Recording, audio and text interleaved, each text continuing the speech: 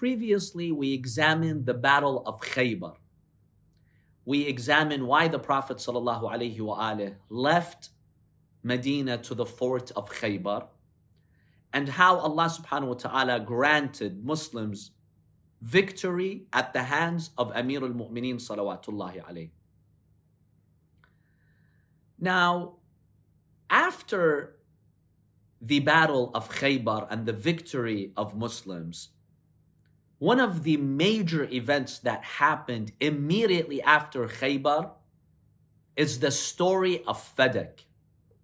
So in our discussion today, we will examine Fadak.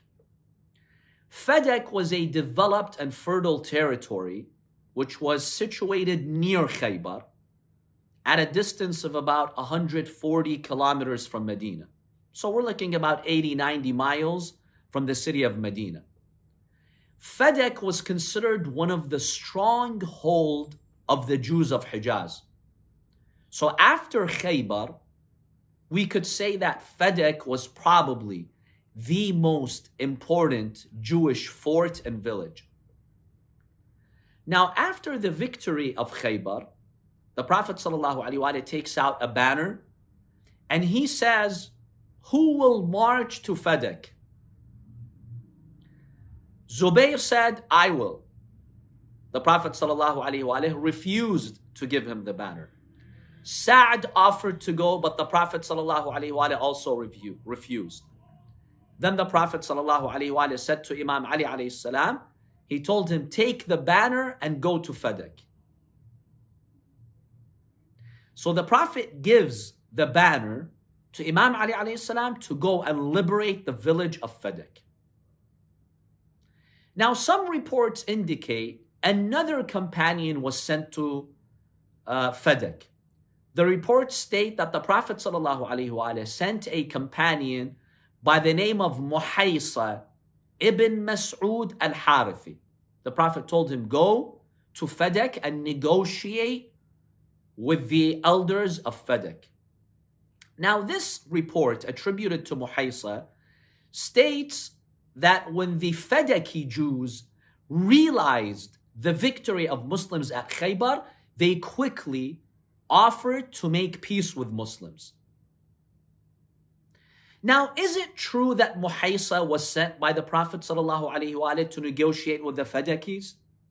It's possible he may have had a role in securing the land of Fadak, but based on our research, we believe his role was marginal. The main role belongs to Ali ibn Abi Talib alayhi salam. He was the main player when it came to liberate the land of Fadak, not Muhaysa, even though the Prophet may have given him a secondary task over there.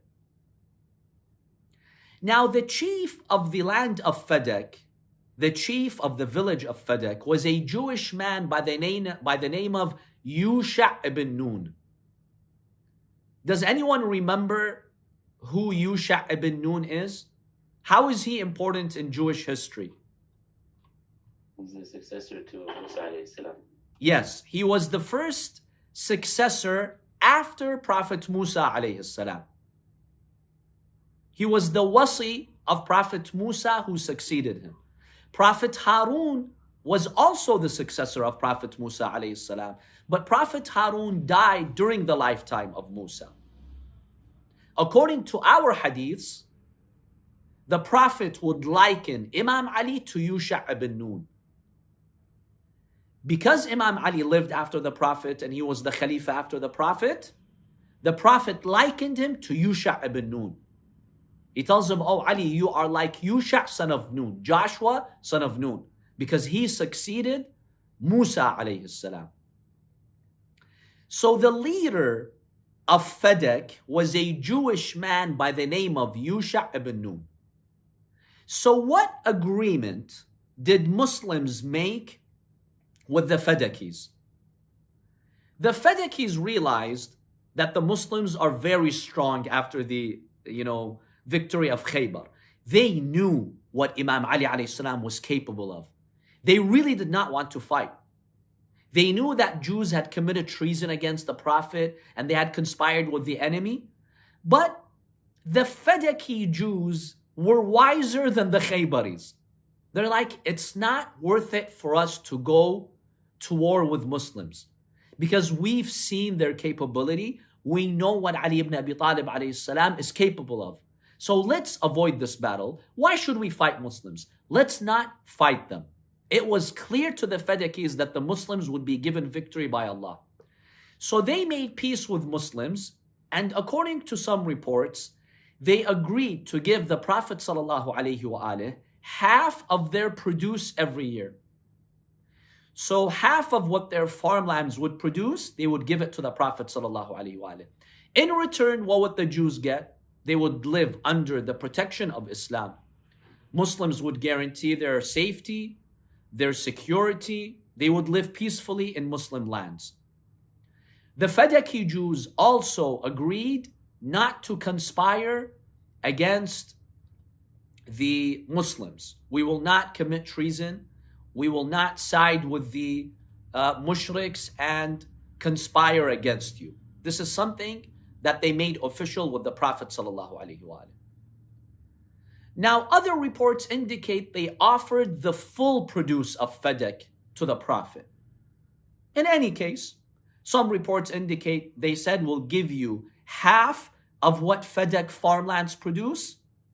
In other reports, it's mentioned that they told the Prophet ﷺ, we'll give you all that which this farmland is going to produce. Now, my dear brothers and sisters, we have a very important religious ruling over here. Lands that were conquered by Muslims fall under two categories. The first category is the land that is conquered through war and fighting. When the Prophet would go to war to defend Islam from the enemies, and Allah would give them victory, and they would conquer that land, the properties in that land, the spoils of war in that land, everything in that land would belong to the Muslims, right? When the Prophet would go to war and the Muslims would fight, they would support the Prophet, they would join the battle. When they would get access to the spoils of war or the property, the Prophet would distribute them among Muslims. So the Muslims, they had a share in those lands and in those spoils of war. Yes, the Prophet has to administer it, he has to manage it and split it justly, but all Muslim fighters would get a share. This is the first type of lands. The second type of lands that we have in Islamic law are those lands that are secured without a war. I'll ask you a question now. If Muslims get access to a land or a village without a war, peacefully, the village is given to them. The farm is given to them. Legally, according to the law of the Quran and the law of Islam, who owns the land? Does anyone know? The Prophet is the one who The Prophet ﷺ is the one who owns it, or the Imam, meaning the representative of the Prophet ﷺ. We have a verse in the Holy Quran that demonstrates this law. That is Surah Al-Hashr, verse 6. Allah subhanahu wa ta'ala states in the Holy Quran, وَمَا أَفَاءَ اللَّهُ عَلَى رَسُولِهِ مِنْهُمْ فَمَا أَوْجَفْتُمْ عَلَيْهِ مِنْ خَيْلٍ وَلَا رِكَابٍ. Basically, the verse is saying that if there is no war, you did not go to war either on camels or horses. You did not go to war. This becomes fay that Allah subhanahu wa ta'ala gives to his Prophet. Allah bestows this land to the Prophet. If you Muslims acquire this land without a war, you did not have to ride your horses and go and fight. So we have a clear verse in the Holy Quran that tells us those lands that are conquered without a war, they belong to Rasulullah sallallahu alayhi wa alayhi. Now this verse in Surah Al-Hashr, verse 6, On what occasion was it revealed? Some historians and scholars of Quran, they have said that this was revealed about Banu Nadir.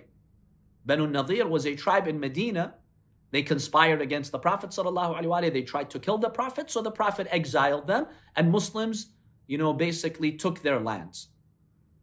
So some scholars have said this verse in Surah Al-Hajj is about Bani Nadir, because when the Prophet conquered their lands, there was no fight. He owned the land, and then, he basically distributed it as he saw fit. Al-Fakhr al-Razi, who is a very well-known Sunni exegete of the Quran, he comments on this verse. He says, there are other opinions. These verses of Surah Al-Hajj were actually revealed on another occasion, not Banu Nadir. He says when it comes to the issue of Banu Nadir, in fact, there was a fight because Banu Nadir tried to kill the Prophet. So the Prophet ﷺ mobilized the Muslims. They actually went to the fort of Banu Nadir, to the farm of Banu Nadir, and they besieged them, and then they were exiled. So there was actually a war. So this verse in Surah Al-Hajj cannot be about Banu Nadir because there was actually a war. So now we ask Al-Fakhr al-Razi, okay, if it's not about Banu Nadir, then verse 6 of Surah Al-Hajj was revealed about which occasion? Listen to what Al-Fakhr al-Razi states. He states in his book of tafsir, in tafsir Surah Al-Hajj, he says, بَلْ هُوَ فِي Fadak. This verse was revealed about Fadak. Why? وَذَلِكَ لِأَنَّ أَهْلَ فَدَكْ انْجَلَوْا عَنْهُ فَصَارَتْ تِلْكَ الْقُرَى وَالْأَمْوَالِ فِي يَدِ الرَّسُولِ. It says the people of Fadak, they left their farmland without a fight, and the Prophet ﷺ, he took control of their farm. مِنْ غَيْرِ حَرْب, without a war. So the Prophet ﷺ would take this piece of land, he would use it as he wished. Everything that the land generated, the Prophet generated, the Prophet had access to it. Then Al-Fakhr al-Razi states, فَلَمَّا مَاتَ, says when the Prophet ﷺ passed away, ادعت فاطمة أنه كان ينحلها فدكا. He says Fatima claimed that the Prophet had given her. But Al-Fakhr al-Razi agrees that there is a scholarly opinion that says Surah Al-Hajj is about Fadak. Allah gave this land to the Prophet ﷺ. Why? Why didn't the Muslims own this land? Because they didn't fight. There was no fight. It was peacefully secured from the Jews, and whenever a piece of land is peacefully secured, the Prophet owns it. So according to Islamic law, we have these two types of lands, and Fadak is an example of the second type. It belonged to Rasulullah sallallahu alaihi wasallam, not the Muslims, because it was peacefully secured without any fighting. The Prophet has full authority over such lands. He can gift them, he can lease them, he could do whatever he wishes with the land.